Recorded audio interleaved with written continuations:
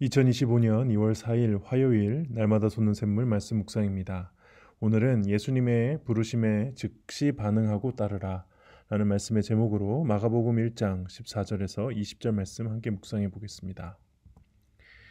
요한이 잡힌 후 예수께서 갈릴리에 오셔서 하나님의 복음을 전파하여 이르시되 때가 찼고 하나님의 나라가 가까이 왔으니 회개하고 복음을 믿으라 하시더라.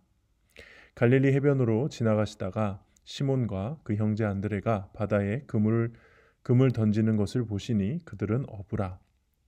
예수께서 이르시되 나를 따라오라. 내가 너희로 사람을 낚는 어부가 되게 하리라 하시니 곧 그들 그물을 버려두고 따르니라. 조금 더 가시다가 세베대의 아들 야고보와 그 형제 요한을 보시니 그들도 배에 있어 그물을 깁는데 곧 부르시니 그 아버지 세베대를 품꾼들과 함께 배에 버려두고 예수를 따라가니라. 아멘. 내용 관찰 1번입니다. 시몬과 안드레, 야고보와 요한을 예수님의 부르심을 받을 때 무엇을 하고 있었습니까? 16절과 19절에 보시면은 바다에 그물을 던지는 것을 하고 있었고 그 다음에 배에서 그물을 깁는 것을 하고 있었습니다. 그러니까는 어부로서 각자의 본업에 충실할 때 부르셨다는 것이죠.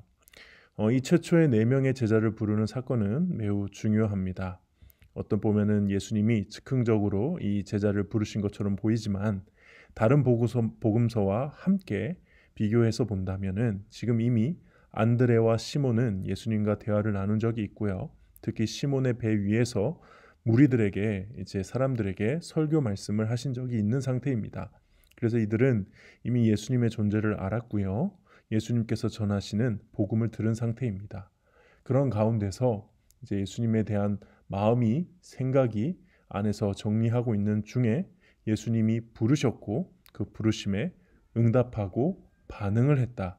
이게 이 본문에서 가르쳐주는 중요한 메시지죠. 내용 관찰 2번입니다. 예수님의 부르심을 받은 사람들은 예수님을 따르기 위해 무엇을 버립니까? 보니까요. 18절에 그물을 버려뒀죠. 이 그물은 그의 생계에 있어서 가장 중요한 수단입니다.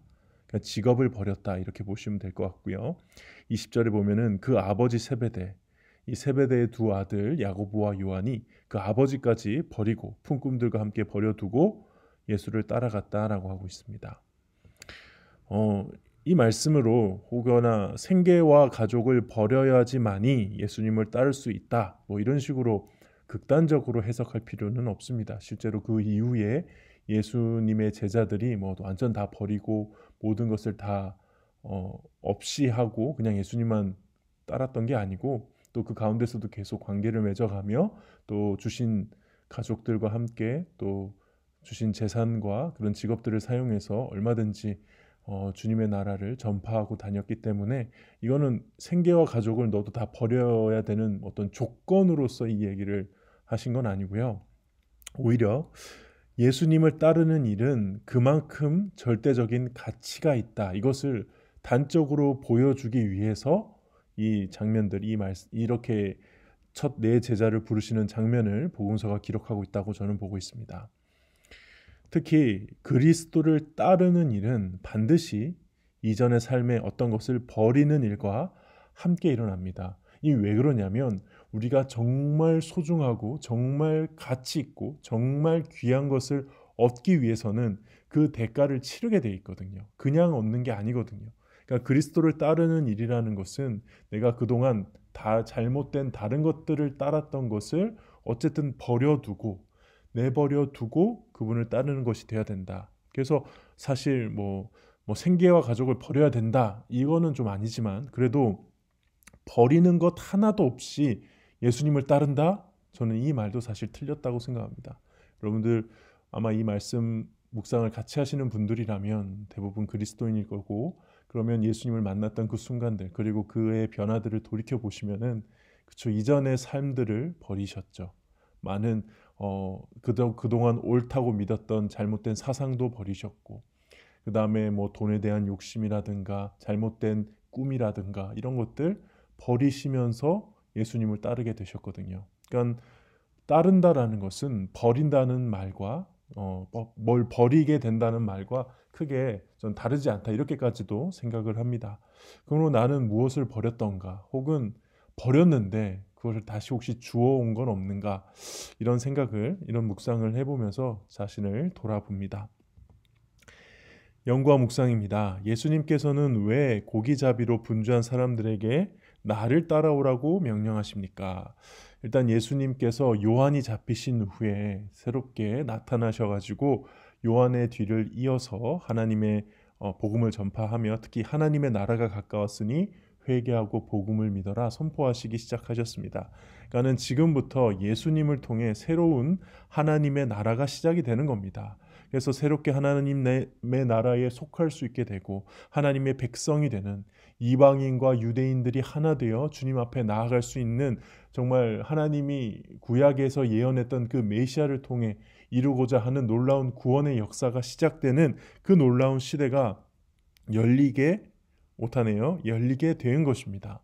그런데 그 복음이 이제 하나님의 나라가 열리게 되었을 때 첫 12제자는 이 영광스러운 사역을 위해 특별하게 선택되었던 사람들일 뿐만 아니라 앞으로 일어날 수많은 예수님의 제자들, 여기에 속하게 될 하나님의 백성들이 따라가고 보아야 할 어떤 모범과도 같은 그런 대표적인 모습들이기 때문에 그들을 따라오라고 했고요. 그래서 따라오게 해서 무엇을 하겠다고 하십니까? 사람을 낚는 어부가 되게 하겠다. 결국 궁극적으로 제자를 삼게 하여 하나님의 나라를 전파하게 하겠다. 이 말씀을 하시는 것이죠. 느낀 점입니다. 자신의 일터에서 성실하게 살던 사람들이 예수님의 부르심에 그물과 가족까지 버려두고 곧 따르는 모습에서 무엇을 느낍니까? 예수님을 따르는 것이 얼마나 중요한 일인지 또 무게감 있는 결심인지 다시 한번 생각해 보게 됩니다. 예수 믿고 나서 하나님의 자녀가 되고 그리스도를 따르는 길이 시작된 이후에 시간이 많이 흐르면서 솔직히 예수님보다 소중한 것이 많은 것처럼 느끼며 또 때론 그렇게 선택하며 생각하며 살 때가 있는 것 같습니다. 눈앞에 있는 현실의 문제는 언제나 예수님을 내 마음 구석으로 몰아내고요. 도파민을 자극하는 그런 흥미로운 영상들 요즘 따라 참 많지 않습니까?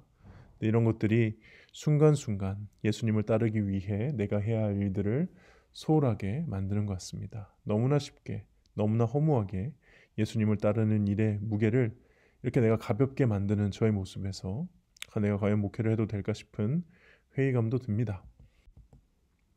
그런 저의 마음이 오늘 말씀을 읽으면서도 다시 확인되는 것 같아요. 오늘 말씀을 읽었는데 예수님을 따른다고 이렇게 생계를 버린다고? 예수님을 따른다고 이렇게 가족을 버린다고? 이게 맞나? 그렇게 해도 되나?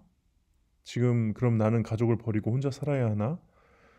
뭔가 이런 오늘 말씀에 대해서 반항심이 없지는 않은 것 같아요. 그런데 그런 반항심이 제 마음에 있다는 것은 오히려 그걸 통해 확인되는 것은 나의 제자됨이 너무 가벼워졌구나. 내가 예수님의 제자로 이 땅 가운데 이 세상에서 살아간다는 것이 너무 하찮아졌구나. 약간 좀 그런 반성하게 되는 그런 묵상을 하게 됩니다.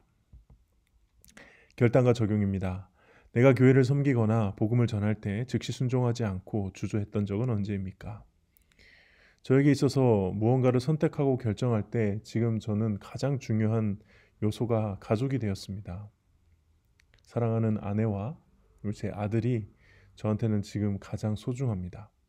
근데 때로는 이 가족을 소중하게 여기는 것을 넘어서 혹시 내 마음 가운데 가족이 우상이 되어 있지는 않나 이렇게 돌아보게 됩니다.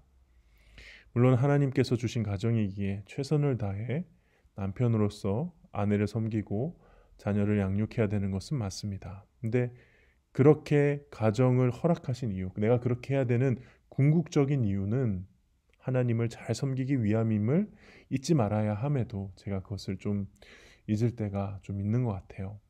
분명 최우선순위는 분명합니다.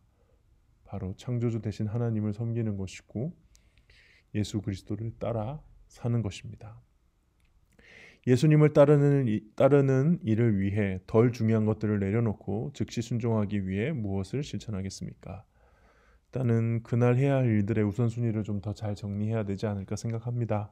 말씀과 기도를 하루의 어느 시간에 어떻게 배치할 것인가를 먼저 잘 정리하고 그 뒤에 해야 될 일들, 중요한 일과 긴급한 일들을 정리하는 방식으로라도 해서 제가 예수 그리스도를 따르는 제자 되는 이 부분을 절대 가볍게 여기지 않고 소홀히 여기지 않는 한 명의 신자가 될 수 있도록 노력하고자 합니다. 네, 오늘 말씀 묵상은 여기까지입니다. 오늘 제가 그 교육자 수련회를 다녀온다고 오늘 말씀 업로드가 늦었습니다. 양해 부탁드리겠고요. 지금도 많은 분들이 함께 그래도 잠깐씩 들어오셔서 말씀 묵상을 해주시고 은혜 이렇게 말씀 묵상을 영상을 봐주시고 함께 해주시는데 우리 함께 보시는 모든 분들에게 하나님이 함께 동행하시고 모든 하는 일 가운데 은혜 내려주시기를 기도하겠습니다. 기도하겠습니다.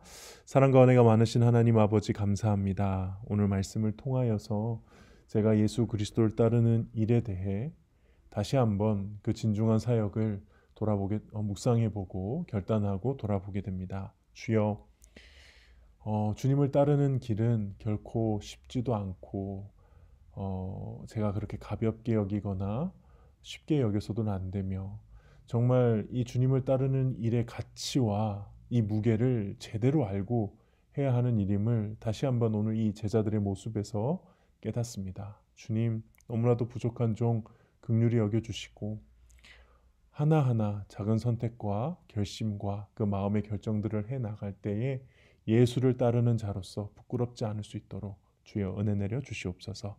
예수님의 이름으로 기도합니다. 아멘.